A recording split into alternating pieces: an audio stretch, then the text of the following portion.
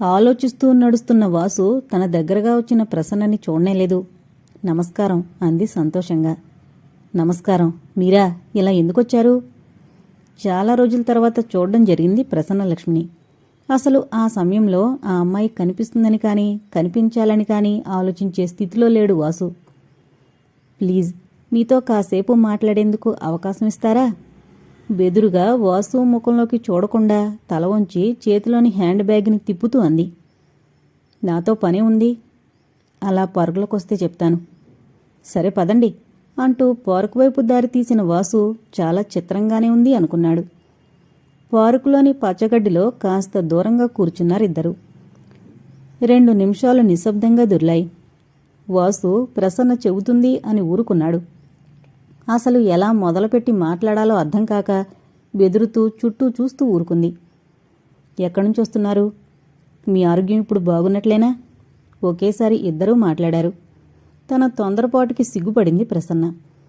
ప్రసన్న చేతిలో బ్యాగ్ ఉంది గనుక దాన్నే అటు ఇటూ మారుస్తూ మాట్లాడుతోంది. వాసు కాసేపు కూడా కదలకుండా కూర్చోలేడు.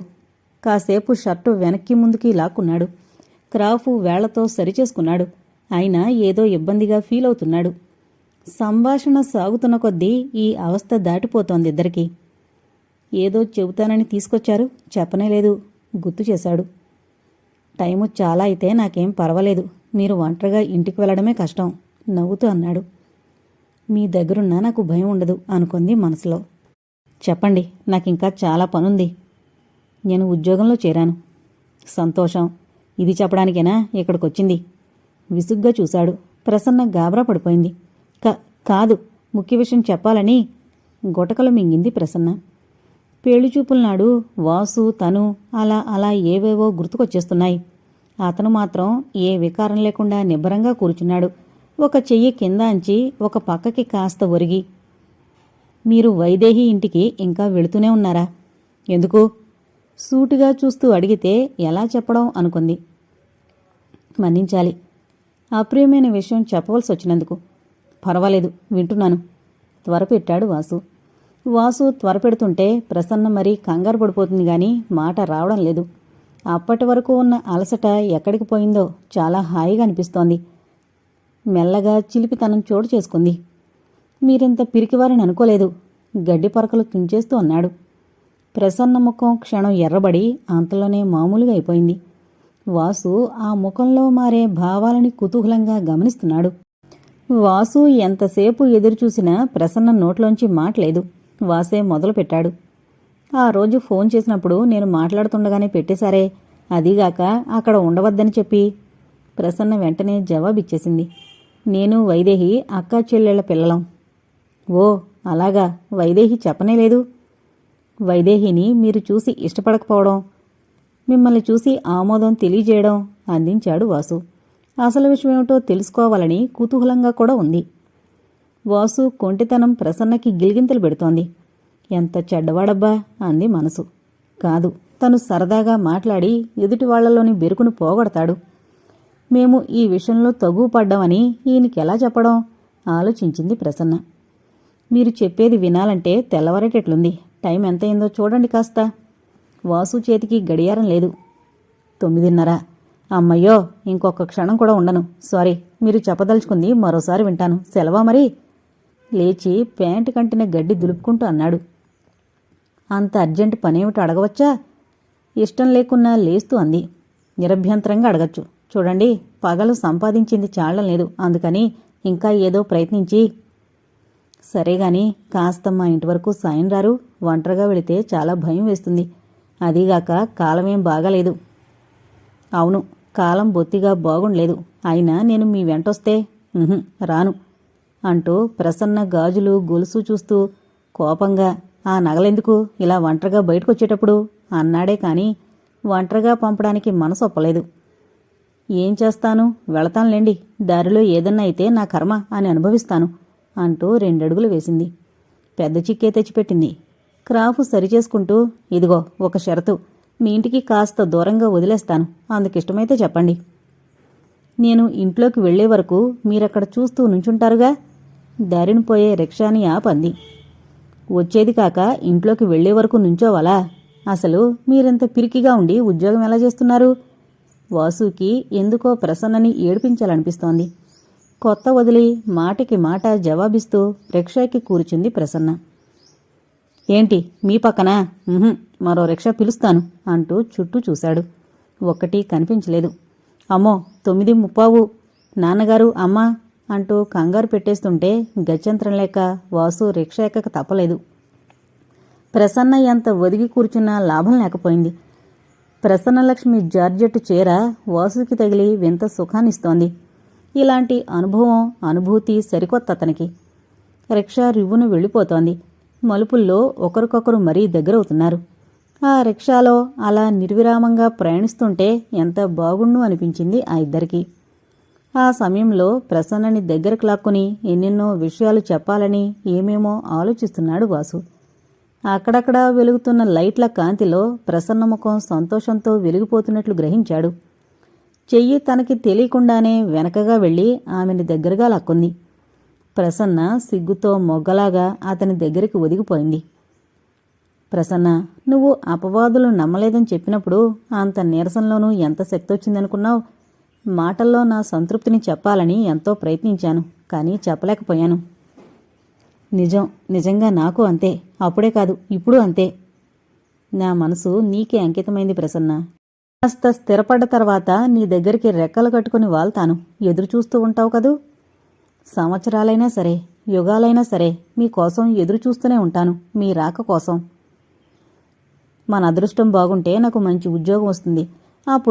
అప్పుడు నిన్ను ఒక్క క్షణం కూడా వదల్లేను. నేనెంత అదృష్టవంతురాల్ని! నువ్వే కాదు, నేను. అతని గుండెల దగ్గర ఒక్క క్షణం ఉండిపోయింది. ఆ క్షణంలో ఆ ఇద్దరి పెదవులు విడివడలేదు. ఒక్క మాట బయటికి రాలేదు. కాని వారిద్దరి మనసులే ఇన్ని మాటలు మాట్లాడుకున్నాయి. ప్రసన్న తమ ఇల్లు దాటి ముందుకు కొంత దూరం పోయిన తర్వాత కంగారుగా ఆపేసేయ్ అంటూ అరిచింది. రిక్షా ఆగిపోయింది. వాసు రిక్షా కిందకి ఉరికేశాడు. అమ్మయ్యో నాన్నగారు, ఈ డబ్బు రిక్షాకిచ్చేయండి అంటూ వాసు చేతిలో పర్సు పెట్టేసి వెళ్ళిపోండి అంటూ వేగంగా ఇంటివైపు వెళ్ళిపోయింది. స్వర్గంలో నుంచి కింద పడినట్లయింది వాసుకి. కాసేపైనా ఆ సుఖాన్ని నెమరవేసుకుంటూ ఎంత సిగ్గులేని పనిచేశాను అనుకుంటూ ఆయన గుర్తిస్తే ఎంత అసహ్యం. రిక్షాలోనే మెయిన్ రోడ్డు మీద దిగేసి వాణ్ణి పంపేసి పర్సులో డబ్బు లెక్క చూసి నిర్ఘాంతపోయాడు. 200 రూపాయలు, ఓ చిన్న చీటీ. లైటు వెలుతురులో చదువుకున్నాడు. మీకు డబ్బు చాలా అవసరమని నాకు తెలుసు. అందుకే నేను సంపాదించి ఇస్తున్నాను. నాన్నగారిదైతే మీరు తిరస్కరించగలరు, కానీ ఇది మంది. పోనీ తర్వాత వడ్డీతో సహా ఇస్తే తీసుకుంటాను. మరోసారి కలిసినప్పుడు వివరాలు తెలుపుతాను. సంబోధన లేకుండా రాస్తున్నందుకు మన్నించాలి. ఏమని రాయాలో తెలియకనే. సెలవు, మీ ప్రసన్న. వాసు ముఖం క్షణం ఎర్రగా కందిపోయింది. అంతలోనే ప్రశాంతపడి చిరునవ్వు చిందించింది. ప్రసన్న, నిన్ను పిరికిదానువని పరిహసించాను. కాదు, నువ్వు కాదు, నేనే పిరికివాణ్ణి. పోనీలే, సమయం మించిపోకుండానే నిన్ను నా దాన్ని చేసుకుంటాను. ఎవ్వరు అడ్డొచ్చినా మనల్ని వేరు చేయలేరు. నువ్వే సంపాదించినా ఈ నీ డబ్బు నేను ఖర్చు చేయలేను. ఇంటివైపు నడిచాడు ఎంతో ఉత్సాహంగా. ప్రియమిత్రమా, డబ్బు సంపాదించడం ఒక ట్రిక్కు. తన సంపాదనే లక్ష్యం అనుకుంటే మిగతా విషయాలకు ప్రాధాన్యత ఇవ్వకూడదు. అంటే ఈ పాటికి అర్థం చేసుకునే ఉంటావు. మొగాడికి సత్ప్రవర్తన, ఆడదానికి శీల రక్షణ. ఇవి పట్టు కూర్చునేందుకు మన శక్తి వృధా పోతుంటే జీవితంలో ఉన్నతిని సాధించలేం. కనుకనే నా ఏకైక లక్ష్యం ధన సంపాదన. బాంబే లాంటి మహాపట్నానికి ముఖపరిచయమైన వారు ఒక్కడూ లేక కట్టుబట్టతో వచ్చిన నేను కొన్ని సత్యాలు తెలుసుకున్నాను. కాలప్రవాహానికి ఎదురీది కాస్త కూడా ప్రయోజనం లేక చివరికి చేతులు వదిలేశాను. ఆ ప్రవాహపు ఒరవడి ఎటు తోస్తే అటు ప్రయాణిస్తూ కొంత ఆధారం చిక్కించుకున్నాను. కనుకనే ఆదర్శాలు, ఆశయాలు బయటపెట్టడానికి భయపడ్డం లేదు. నెలకి 3000 సంపాదిస్తున్నాను. మరి నువ్వు? విశ్వం రాసిన ఈ ఉత్తరం ఎన్నోసార్లు చదివాడు వాసు. తనకి విసుగ్గా ఉన్నప్పుడల్లా విశ్వం ఉత్తరాలు చదువుతూనే ఉంటాడు. కాని మిత్రుడి అభిప్రాయాలతో ఏకీభవించలేడు. ఇది తన బలహీనతే కావచ్చు. ఒకసారి విశ్వం, నువ్వు పిరికివాడివి అన్న రోజులున్నాయి. మంచితనం పిరికితనంగా భావించే విశ్వంలాంటి వాళ్ల అభిప్రాయాల్ని మార్చగలగడం ఎవరితరం? కాలం కలిసొచ్చి కృష్ణమూర్తిగారి ప్రయత్నం ఫలిస్తే ఆ రోజు విశ్వం ఏమని రాస్తాడో చూడాలి.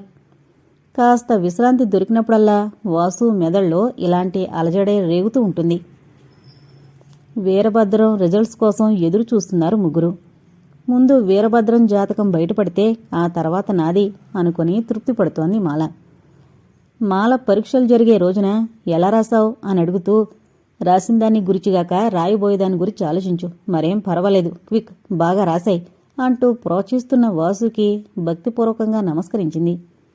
ఓ భగవంతుడా, ఈయనకి నమస్కరించడం తప్ప మరేం చేయగలను? మొదటి రోజు పరీక్ష హాల్లోకి వెళ్లబోతూ వాసు కాళ్ళకి నమస్కరిస్తుంటే ఆ చుట్టుపట్ల జనం వింతగా చూస్తున్నారు. వాసు ఆ రోజు చిరాకు పడకుండా నవ్వుతూ అన్నాడు, ఇదంతా చూస్తుంటే మాస్టర్నైతే బాగుండు అనిపిస్తోంది. ఎంతోమంది శిష్యుల నమస్కారాలు అందుకోవచ్చు. మాలా, నువ్వు నా చేత పూర్తి చేయించిన హోంవర్క్కి పడ్డ కష్టమంతా ఎగిరిపోయింది. సరే వెళ్ళి ఫస్ట్ మార్కు తెచ్చుకుంటావు, ధైర్యంగా రాయి అంటూ ధైర్యం చెప్పాడు. అన్నీ బాగానే రాసినా కాస్త ఖరాబు చేసింది లెక్కలు. ఈ సంగతి వాసుకి తెలుసు. అయినా ఏ ఒక్కరూ ఏమీ అనలేదు. పరీక్షా ఫలితాలు అన్నప్పుడల్లా మాలగుండె గొవ్వలాడుతోంది. ఏ రోజుకా రోజు వీరభద్రం పేపర్ కోసం పరుగులెత్తుతున్నాడు.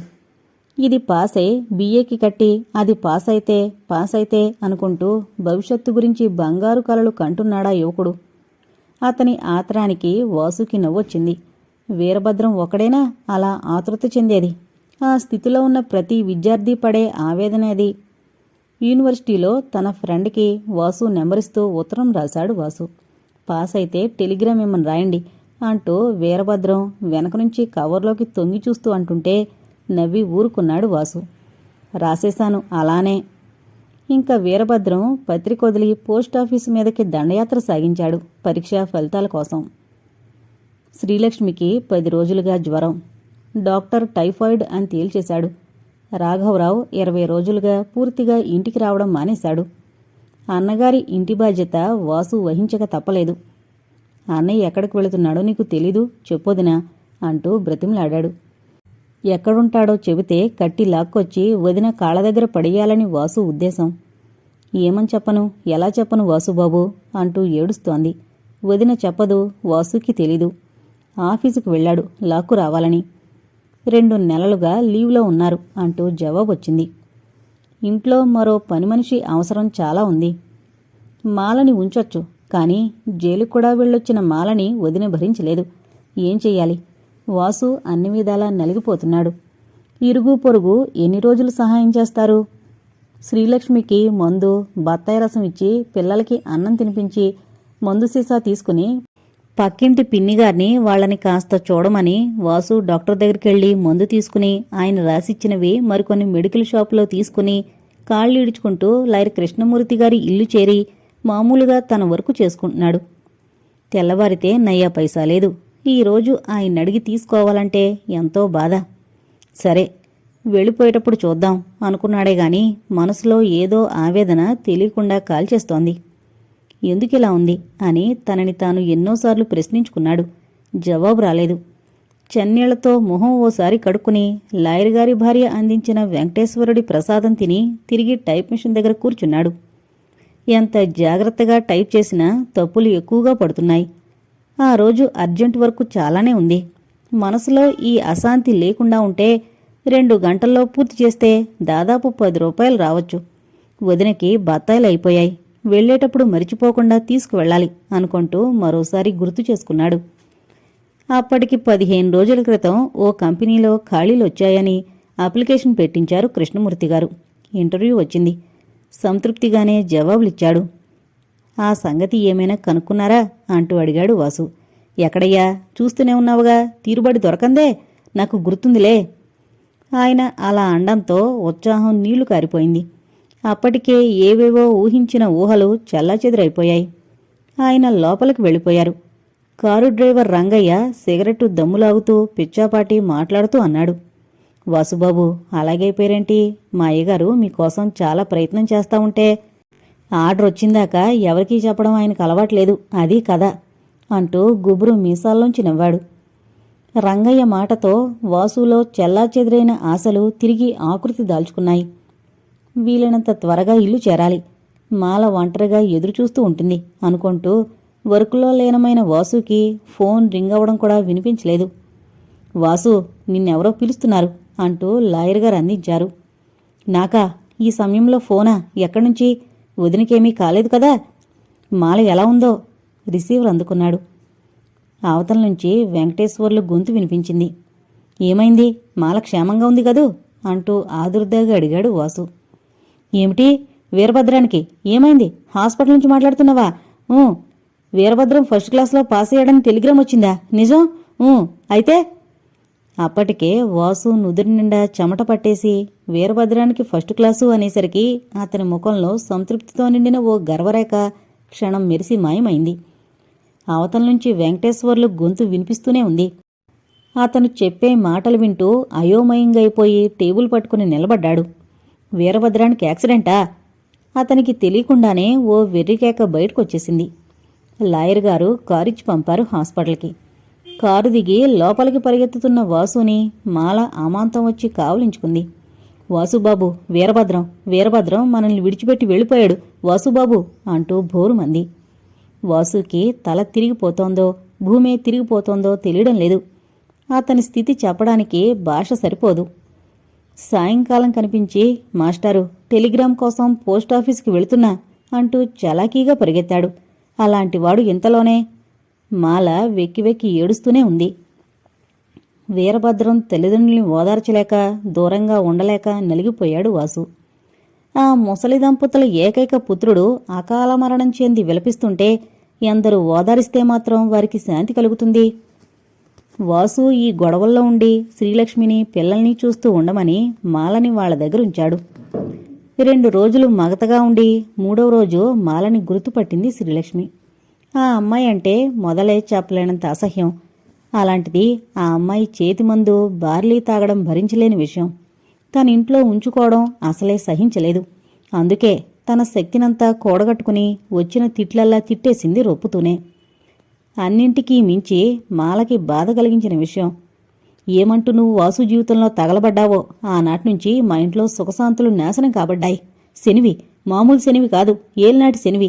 నువ్వు 7 ఏళ్లకే కాదు 7 యుగాలైనా వదిలేటట్లు లేవు. దిక్కుమాలిందానా, నిక్షేపంగా పెళ్లి కావలసిన వాడి జీవితం ఎడారి చేశావు. ఆ వాసు ఏమంటూ ఈ ఇల్లు విడిచాడో ఆనాటినుంచే నాకు కష్టాలు దాపురించాయి. వీరభద్రాన్ని పొట్టన పెట్టుకున్నావు, చాలేదు.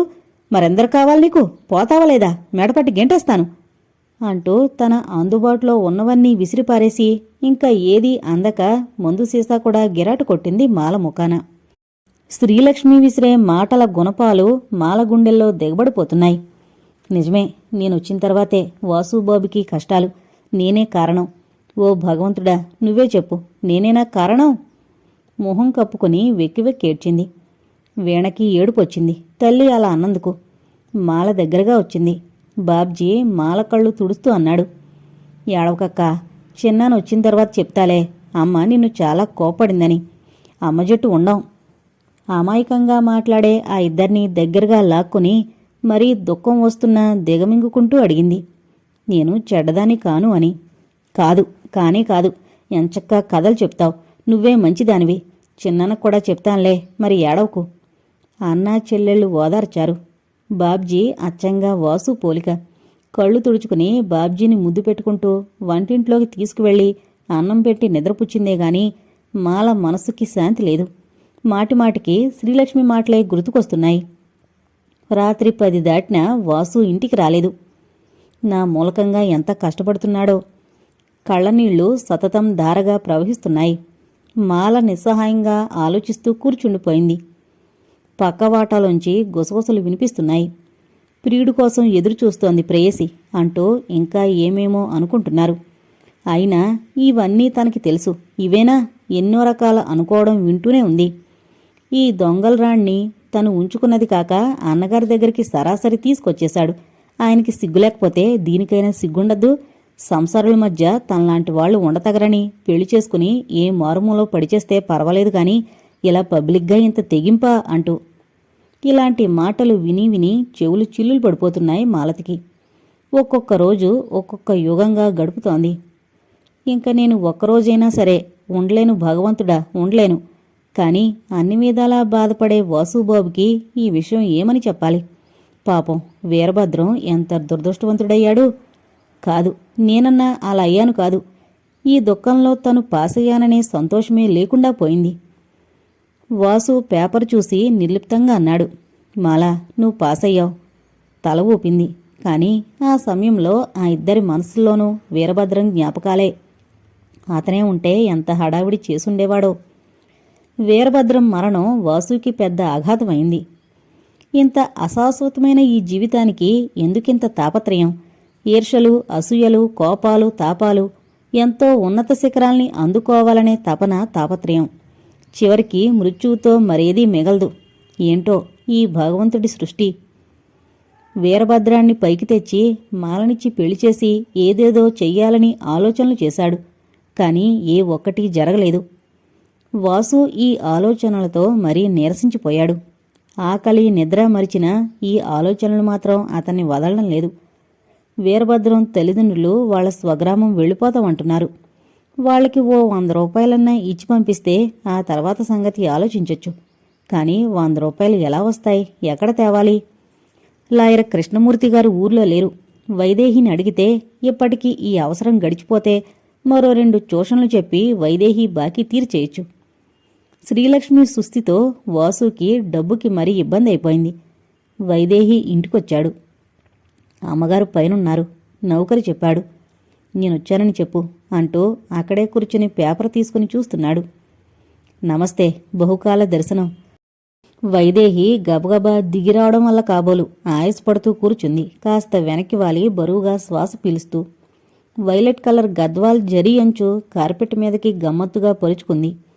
సామాన్యంగా అందరూ కట్టుకున్నట్లు కాక మరీ కింద కట్టుకుంటుంది చీర. ఎందుకో? వాసుని పరీక్షగా చూస్తూ కులాసానా అంది.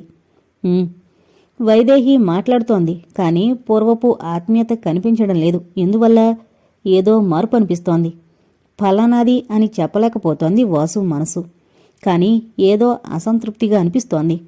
వైదేహి వాసుతో మాట్లాడుతోంది గాని ఏదో తెలియని కంగారు కనిపిస్తోంది ఆ కళ్లల్లో.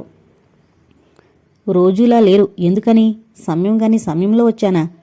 పరీక్షగా చూస్తూ అడిగాడు వాసు. వైదేహి తడబడిపోయింది. అబ్బే, అలా ఏం లేదు, నేను సరిగ్గానే ఉన్నాను. పైకి వెళదాం రండి అంటూ లేచింది.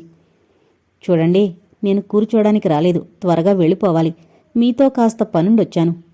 వెళ్ళకపోతే ఇక్కడ నేను కట్టేసి ఉంచుతాననుకున్నారా? భలేవారే, వస్తూనే వెళ్ళిపోతాను అంటే ఎలా? అంటూ పైకి వెళ్లడానికి దారి తీసింది. మెట్లెక్కుతున్న వాసు ఉలిక్కి పడ్డాడు. అమ్మయ్యో, ఈమెకి బోధకాలు కూడానా? అందుక ఇంత కిందకి చీర కట్టుకుంటుంది. ఓయ్ భగవాన్ అనుకున్నాడు. ఏంటి ఆలోచిస్తున్నారు? కాస్త టిఫిన్ తీసుకోండి అంటూ నౌకరందించిన ప్లేటు ముందు పెట్టి తీసుకోండి అంది. వీరభద్రం అలా అయిపోయినప్పటినుంచి మీ దగ్గరకు రావాలని అనుకున్నాను. కానీ రాలేకపోయాను.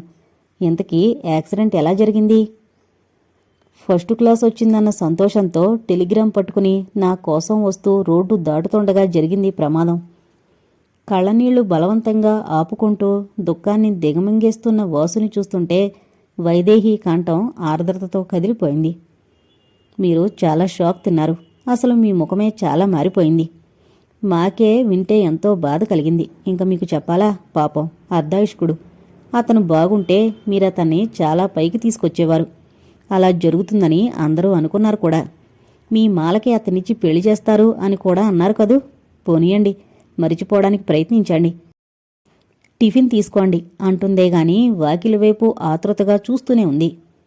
నాకు ఆకలిగా లేదు, టీ ఒకటే చాలు అంటూ కప్పు చేతిలోకి తీసుకుని నాకు 100 రూపాయలు కావాలి, నెమ్మదిగా తీరుస్తాను. అడగలేక తప్పనిసరిగా ఎలాగో అడిగేశాడు. అంత ఆలోచిస్తారేం? ఇంత చిన్న విషయానికి 100 కాదు 1000 కావాలన్నా ఇస్తాను. ఇంత చిన్న విషయం కోసం మీరు రావాలా? కబురు పంపినా ఇచ్చేదాని కదా. క్షణం ఆగి మళ్ళీ అంది. డ్రైవర్కిచ్చి పంపిన ప్యాంట్లు, షర్ట్లు ఎందుకు పంపించేశారు? చాలా ఇబ్బందులో ఉన్నారని పంపాను. క్షమించండి, మీ సహృదయతకి ధన్యవాదాలు. ఇలా అంటూనే అన్నీ తిరస్కరిస్తూనే ఉన్నారు. ప్లీజ్ తీసుకోండి. ఎలాంటి భావము వ్యక్తం కాకుండానే అంది వైదేహి.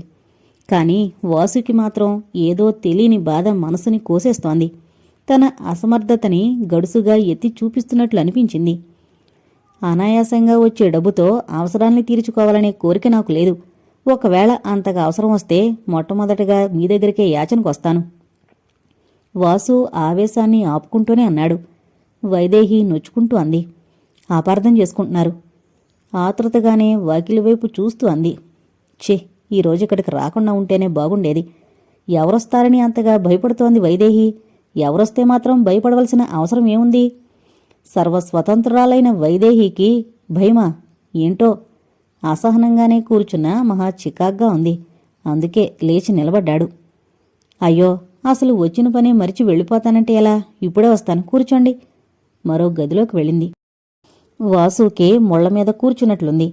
2 చేతుల వేళ్లు విరిచాడు. సోఫా కవర్ మీద ఎంబ్రాయిడరీని పరీక్షించాడు. కిటికీ కట్టెన మీద పువ్వులకేసి తదేకంగా చూశాడు. ఇంతలో చొప్పున గుర్తుకొచ్చింది. జ్వరంతో నేను ఈ పక్క గదిలోనే కదూ ఆ రోజులు గడిపింది. ఎంత విచిత్రం! ఒక్క పావు గంట కూడా కూర్చోలేకుండా ఉన్నాడు. అప్పుడెలా గడపగలిగాడు? పరిస్థితులు మానవుణ్ణి కీలుబొమ్మం చేస్తాయి. వాసు ఆలోచనలు టక్కున ఆగిపోయాయి. వెనక ద్వారంలో నుంచి బూట్ల శబ్దం టకటకా అంటూ. రాణి, ఇల్లంతా వెతికినా కనిపించకుండా ఎక్కడ దాక్కున్నావే బామ్మ? నా ముద్దుల గుమ్మ పోయింది. ఉద్యోగం ఊడిపోయింది. పోతే పోయిందిలే అని వచ్చేశానే. అసలు నువ్వు అలా చేయమని చెబుతూనే ఉన్నావుగా. వేద ఉద్యోగం ఉంటే ఎంత, పోతే ఎంత? అవునంటావా? అసలు నువ్వు కనపడకుండానే ప్రశ్న వేస్తే జవాబు ఎవరిస్తారు? ఏది, గొంతు ఎండిపోతుంది. కొత్త సరుకు తెప్పించానన్నావు, తీసుకురా. ఇద్దరం కట్టగట్టుకుని తాగేద్దాం. బ్రతికితే ఇద్దరం బతకాలి, చస్తే ఇద్దరం చద్దాం అని నేనన్నానా? కాదు, నువ్వన్నావు. ఎక్కడున్నావు? అంతఃపురంలోనా? 7 ద్వారాలు దాటి వచ్చానే నీ దర్శనం కోసం. రావే ఒక్కసారి, ఇవ్వవే నాకు అంటూ తూలుతూ నిషాలో మాట తడబడుతుంటే ఆ వ్యక్తి లోపలికొచ్చి వాసు పక్కన కూలబడ్డాడు. వాసు అతన్ని చూస్తూనే చూవున లేచి నిల్చున్నాడు. ఆశ్చర్యం, కోపం, దుఃఖం పెళ్ళుబుకుతుంటే అన్నయ్య పెద్దగా అరిచాడు. ఎవడ్రా ఆ గాడిద? అన్నయ్యట. ఎవరికి అన్నయ్య? అసలు ఇంతకే నువ్వెవరు? ఓ, వాసుదేవరావు గారా? మీ శ్రీమతి ఎక్కడా? లేదు, ఇంకొకటితో లేచిపోయిందా? పోతే పోయిందిలే, విచారపడకు. అసలు ఇక్కడికి ఎందుకొచ్చారు? నాకు మళ్ళీ బాగుపడదామని బుద్ధి పుట్టిందా? ఒరే, ఈ ఇంట్లో అడుగుపెట్టినవాడెవడు బాగుపడరా? కాదు, వైదేహి బాగుపడనీయదు. నీకు తెలియకపోతే నే చెప్పాగా, పో. చేతిలోని కోటుని విసిరి వాసు ముఖాన పారేసి ఎర్రటి కళ్ళతో వాసునే చూస్తున్నాడు రాఘవరావు. ఇదంతా నిజంగానే జరుగుతోందా? అన్నయ్య ఎక్కడికా రోజూ వచ్చేది? ఎక్కడికి వెళ్ళాడు అన్నయ్య అని అడిగితే వదిన కుళ్ళి ఏడిచి జవాబివ్వందెందుకా? అన్నయ్య పతనానికి వైదేహి కారణమా? ఏమిటి విచిత్రం? ఇది నిజమే. అవును, నిజం. కాదు, నిజం కాకూడదు. తాగుడు కూడా ఎలా అలవాటైంది? వాసు మెదళ్ళలో ఎన్నో ఉరుములు మెరుపులతో తుఫాన్లాంటి బేభత్సం చెలరేగింది. ఇదిగో వాసుబాబు, 500 రూపాయల కాగితాలతో వైదేహి వచ్చి రాఘవరావుని చూస్తూనే కంపించిపోయింది. వైదేహిని చూస్తూనే రాఘవరావు, డార్లింగ్, ఆఫీసు పీడ విరగడ చేసుకుని వచ్చేశాను. ఇంకా నేను, నువ్వు, ఈయన అమృతభాండము. ఇంతవరకు స్వర్గానికి బెత్తడు ఎడంగా బ్రతుకుతున్నాం. ఆ దూరం దాటడానికి ఒకే ఒక్క జంపు చేసేశాను. ఇలా ఒక్కసారిరా అంటూ వైదేహిని పట్టుకుని గిరగిరా తిప్పేస్తూ పాటలంకించుకున్నాడు. వైదేహి జారిపోయే పమిట గట్టిగా పట్టుకుంటూ విడిపించుకోవడానికి వ్యర్థ ప్రయత్నం చేస్తుంటే వాసు కళ్ళు అగ్ని వర్షించేటట్లున్నాయి. వదలను వదలను వదలనులే అంటూ పమిట బలంగా లాగేసి గట్టిగా ముద్దు పెట్టేసుకున్నాడు. ఆ దృశ్యం చూడలేక కళ్ళు మూసుకున్నా అదే కనిపిస్తోంది వాసుకి. చిచ్చి, ఎంత నీచురాలువా నువ్వు, రాక్షసి! నువ్వేనా మా సంసారానికి నిప్పు పెట్టింది? నిన్ను కోపంతో వైదేహి మీదకి లేస్తున్న వాసుని అడ్డుకున్నాడు రాఘవరావు. వెళ్లమంటే ఇక్కడే ఉన్నావా? అసలు వీణిక్కడికి ఎందుకు రానిచ్చావు అంటూ చాచి చెంప పగిలేలా కొట్టాడు వైదేహిని. వైదేహి స్థితి పూర్తిగా అర్థమైపోయింది వాసుకి. నా మీద ప్రేమ కురిపిస్తూ నా సోదరుని ఈ స్థితికి తెచ్చే నీ పన్నాగం కాస్త కూడా అర్థం చేసుకోలేకపోయానే. అన్నయ్యని అడ్డం పెట్టుకుని వదిని హింసించి నన్ను లొంగదీసుకోవాలనే నీ కోరిక. తెలిసింది. నీ నిజరూపం బయటపడింది. నువ్వు కులస్త్రీవి. ఏ వారకాంత నీలాగా ప్రవర్తించదు. దేవుళ్లాంటి అన్నయ్యని ఈ స్థితికి తెస్తావా? చూస్తాను నీ అంతు. నీ ఆట ఈ రోజుతో కట్టిస్తాను. అసలు నీలాంటి వాళ్ళు బ్రతకూడదు, చావు అంటూ అక్కడే ఉన్న ఫ్లవర్ వాజ్ విసిరికొట్టి, అనయ్య రాపోదాం, ఇంటికి రా. రావు? ఎలా రావో చూస్తాను అంటూ అన్నగారిని బలవంతంగా పట్టుకుని లాక్కు వెళుతుంటే రాఘవరావు గింజుకుంటున్నాడు. నౌకరు అడ్డం వచ్చాడు. వాసు తన్నిన తన్నుతో వెనక్కి పడ్డాడు వాడు. దారిన పోయే టాక్సీలో తోసి తలుపు మూసేశాడు. రాఘవరావు గింజుకుంటూనే ఉన్నాడు. టాక్సీ కదిలి వెళ్ళిపోయింది. వైదేహి కిటికీలోంచి అంతా చూస్తూనే ఉంది. ఆమెకి కోపంగాని ఏడుపుగాని రావడం లేదు. ఎందుకేడవాలి అనుకుంది. ఇలా జరుగుతుంది అని తేల్చేసింది. అయితే అన్నగారిని వదలమని వాసు తన కాళ్ళని పట్టుకుంటాడని, అప్పుడు తిరస్కారపూర్వకంగా ఓ పైశాచికమైన నవ్వు నవ్వి తన గుండెల్లో దాగున్న మంటకి ప్రతీకారం తీర్చుకోవాలని కలలుగంది. అసలు వాసుకి అన్నగారిని బలవంతంగా తీసుకువెళ్లగలిగినంత శక్తి ఉన్నదని తనకి తెలీదు. అందుకే తను ఈ ఎత్తులో ఓడిపోయింది. తిరిగి మరో అడుగు వేయలేనంత చిత్తుగా ఓడిపోయింది. ఎంత బాధ కలిగించుకోకూడదు అనుకున్నా వైదేహి కళ్ళ నుంచి నీళ్లు జలజలా రాలాయి. రెంటికి చెండిన రేవణ్ణి మొహం కప్పుకుని ఏడుస్తోంది వైదేహి. ఆ స్త్రీని ఎవరు ఓదారుస్తారు? వదినా, వదినా, అన్నయ్యని తీసుకొచ్చేశాను. అన్నయ్య వచ్చేశాడు వదినా అంటూ సంతోషంగా వదినగారి చెయ్యి పట్టుకుని కుదిపి చెప్పాడు. శ్రీలక్ష్మికి కాస్త జ్వరం తగ్గినా చాలా బలహీనంగా ఉండి కళ్ళు మూసుకు పడుకుంది. మరిది గొంతు విని కళ్ళు తెరిచింది. రాఘవరావు నిషా దిగిపోయి భార్య ముఖం చూడలేక తల వంచుకుని నిల్చున్నాడు. పిల్లలిద్దరూ భయంగా చూస్తూ నిల్చున్నారే గాని తండ్రి దగ్గరకు వెళ్లలేదు. శ్రీలక్ష్మి భర్త వైపు చూసింది. వాసు అన్నయ్య వదినల వైపు చూస్తున్నాడు ఆదుర్దాగా. శ్రీలక్ష్మి తనని ఎన్నో ప్రశ్నలు వేస్తుందని అనుకున్నాడు. కాని అలాంటిదేమీ జరగలేదు. అలాంటి ఆశే కనిపించలేదు. వదినా, మాట్లాడుదినా అంటూ చిన్నపిల్లవాళ్ల కింద కూర్చుని మంచం మీద ముఖం పెట్టి తనని పలకరిస్తున్న మరిదిని చూస్తూ ఉంటే శ్రీలక్ష్మికి దుఃఖం కట్టలు తెంచుకుంది.